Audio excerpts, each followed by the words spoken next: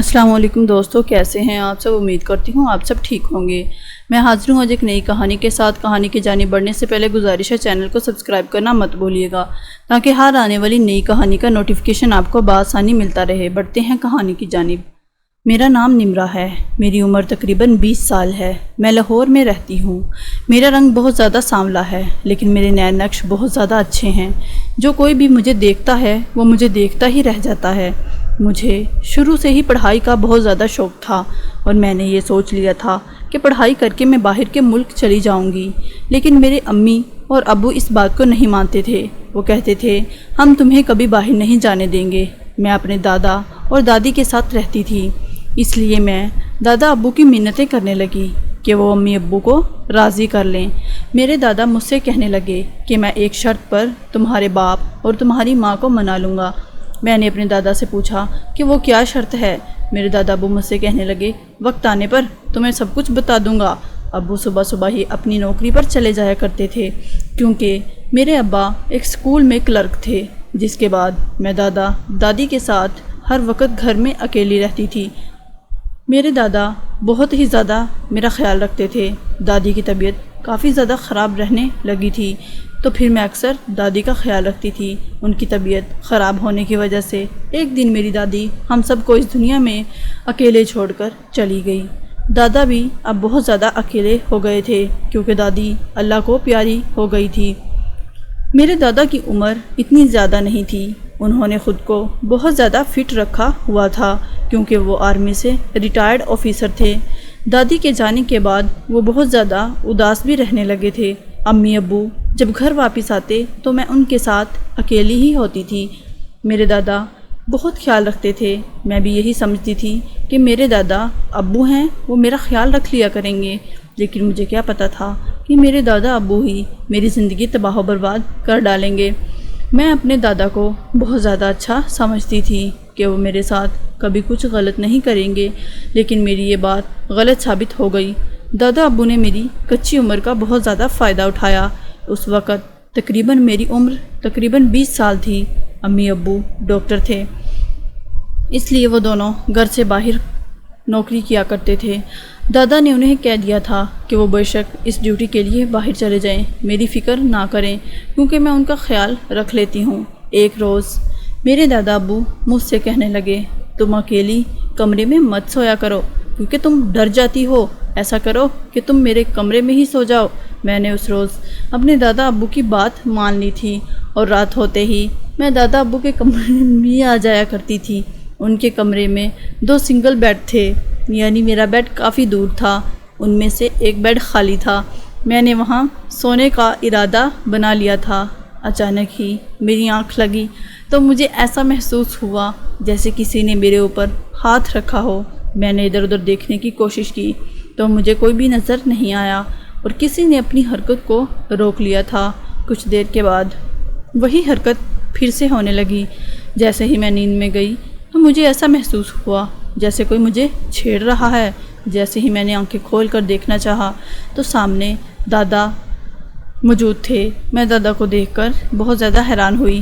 میں بہت زیادہ حیران ہو رہی تھی کیونکہ دادا بہت عجیب حرکتیں کر رہے تھے۔ یہ سب پہلی مرتبہ میرے ساتھ ہو رہا تھا۔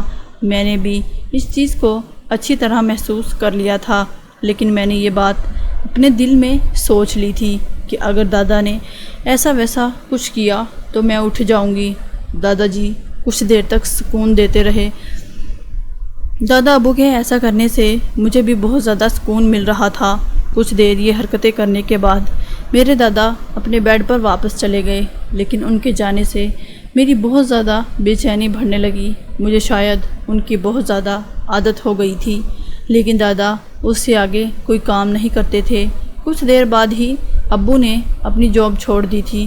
یہ سن کر میری جان نکل گئی، کیونکہ اب مجھے ایسا لگنے لگا تھا کہ میں مزید دادا کے پاس نہیں جا سکوں گی۔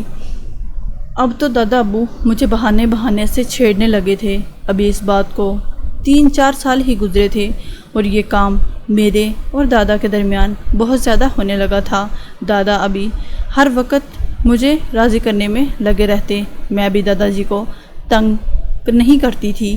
جب بھی دادا جی مجھے کہتے میں ان کے کمرے میں چلی جایا کرتی تھی۔ مجھے دادا جی سے زیادہ ڈر نہیں تھا، کیونکہ دادا جی ویسے بھی بہت زیادہ بڑھاپے میں پہنچ چکے تھے، وہ میرا کچھ بھی نہیں بگاڑ سکتے تھے۔ جب سے میں دادا کی ہر بات ماننے لگی تھی، دادا ابو میرے لیے بہت زیادہ چیزیں لے کر آیا کرتے تھے اور میری ہر خوشی کا خیال رکھتے تھے۔ میں بھی دادا ابو کے ساتھ بہت زیادہ اٹیچ ہو گئی تھی اور میں دادا ابو کی ساری باتیں سمجھ رہی تھی کہ دادا ابو مجھ سے کیا چاہتے ہیں۔ پھر ایک روز دادا ابو میرے کمرے میں آئے اور مجھ سے کہنے لگے، آج بیٹا میں تمہیں ایک چیز دکھاؤں گا۔ جیسے ہی دادا ابو نے وہ چیز دکھائی، وہ بہت زیادہ بڑی تھی۔ میں نے فوراً سے اس چیز کو پکڑ لیا اور ان کے ساتھ وہ سارے کام کرنے لگی۔ زندگی میں پہلی دفعہ میرے ساتھ یہ سب کچھ ہو رہا تھا اور اس کو دیکھتے ہی میری آنکھوں میں بہت زیادہ چمک آ گئی تھی۔ میں نے زندگی میں پہلی دفعہ اپنے دادا ابو کا اتنا بڑا طوطا دیکھا تھا۔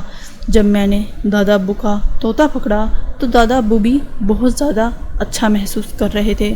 میرے دادا ابو بہت زیادہ بوڑھے ہو چکے تھے۔ مجھے سمجھ نہیں آ رہی تھی کہ وہ یہ کام کیسے کریں گے، لیکن دادا کو دیکھ کر ایسے لگ رہا تھا کہ وہ آج ہی یہ کام ضرور کریں گے۔ کچھ دیر کے بعد ہی مجھے دادا ابو سے بہت زیادہ سکون ملنے لگا۔ میں جانتی تھی کہ یہ سب کچھ غلط ہے، لیکن پھر بھی میں یہ سب کچھ کر رہی تھی کیونکہ مجھے بہت زیادہ تھکاوٹ ہو رہی تھی اور مجھے سکون بھی مل رہا تھا۔ دادا ابو کو بھی شاید اس چیز کی بہت زیادہ طلب تھی، وہ تھکنے کا نام ہی نہیں لے رہے تھے۔ آدھا گھنٹے کے بعد میں نے دادا جی کو بہت زیادہ منتوں ترلوں سے کہا کہ آپ بس کر دیں، مجھے بھی اب دادا ابو کے ساتھ ایسا رہنے کی بہت زیادہ عادت ہو گئی تھی۔ لیکن میرے لیے خطرے کی بات یہ تھی کہ میرے ماں باپ نے میرا رشتہ کہیں طے کر دیا تھا اور یہ سب کچھ خطرے سے خالی نہیں تھا۔ اس وجہ سے میں نے اپنے دادا جی سے بات چیت کرنا چھوڑ دی تھی۔ اب میں نے منع کر دیا تھا کہ وہ کبھی میرے پاس نہ آئیں۔ وہ بھی حیران ہو رہے تھے۔ کچھ ہی دنوں کے بعد میری شادی ہونے والی تھی۔ دادا ابو میری بہت زیادہ منتیں کرتے تھے کہ میں ان کی ہر بات مان جاؤں، لیکن میں کچھ نہیں کر سکتی تھی اور کچھ کرنا بھی نہیں جانتی تھی۔ لیکن میں ان کی کوئی بھی بات نہیں مانتی تھی، کیونکہ اسی بات میں ہی میری اور دادا ابو کی بھلائی تھی۔ مزید اچھی سٹوریز کے لیے چینل کو سبسکرائب کرنا مت بھولیے گا، تاکہ ہر آنے والی نئی کہانی کا نوٹیفیکیشن آپ کو بآسانی ملتا رہے۔ ملیں گے ایک اچھی اور عمدہ کہانی کے ساتھ، تب تک کے لیے اللہ حافظ۔